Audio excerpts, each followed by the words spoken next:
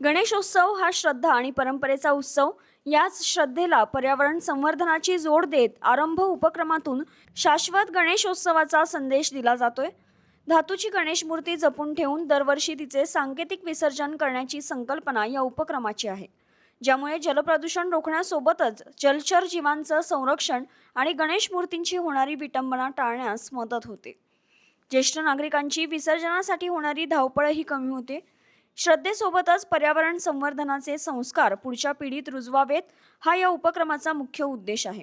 नागरिकांनी आरंभमध्ये सहभागी होऊन धातूची गणेश मूर्ती स्वीकारावी असं आवाहन वुमन ऑफ विजडमच्या वतीने करण्यात आलं आहे. मी असं आवाहन करतो आहोत की शाडूची मातीची मूर्ती सुद्धा बिलकुलच पर्यावरणपूरक नाही, कारण ती एवढी चिकट असते, ती तळाला जाऊन बसते आणि आपले जलस्रोत खराब होतात.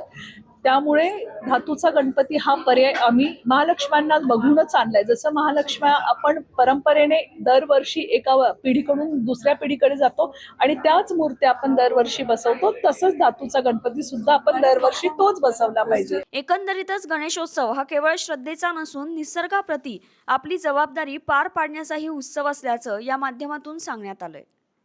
न्यूज डेस्क, आपलं नाशिक.